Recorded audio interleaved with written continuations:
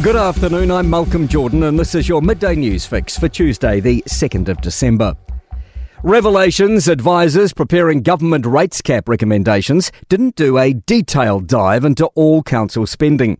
The government's proposing to limit councils to 4% rises by 2029, excluding water rates. Any wanting higher levies would need approval from a government-appointed regulator. Economist Cameron Baggery says they'd have needed a bigger team for in-depth analysis, and they knew the basic economics weren't working. Local authority rates are moving up at 3 times the rates of inflation. What we're also seeing is that local government expenditure is rising as a share of GDP in the past couple of years. Meanwhile, a local government expert says councils could game the system by taking advantage of exceptions in the legislation for things like natural disasters.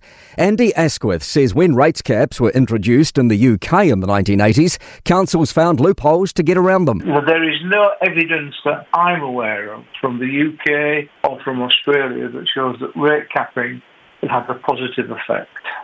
A promise of stability at the Reserve Bank. New Governor Anna Bremen took up the role yesterday and has made her first public appearance today fronting Parliament's Finance and Expenditure Committee.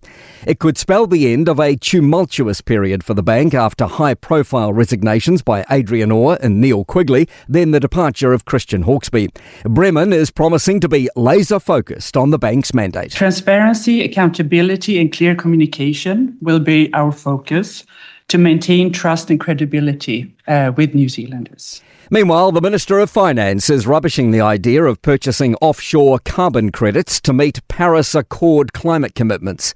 Meeting our targets might not be feasible domestically, with financial statements suggesting offshore mitigation could be required to meet the gap.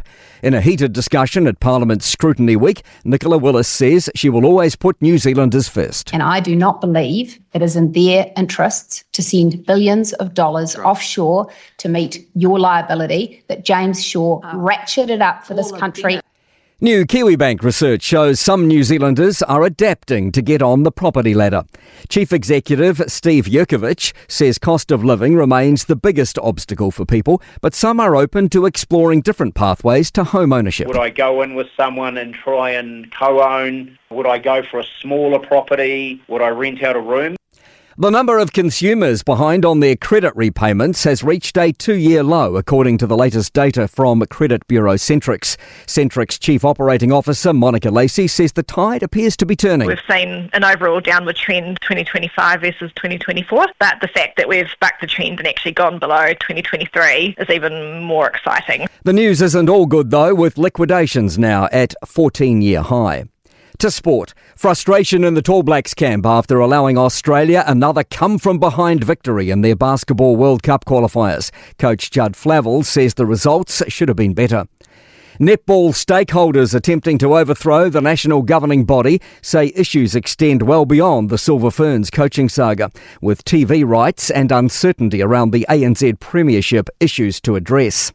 And Auckland FC are relishing the prospect of a full house for Saturday's A-League derby against the Wellington Phoenix at Mount Smart, with crowd numbers lower than expected so far this season.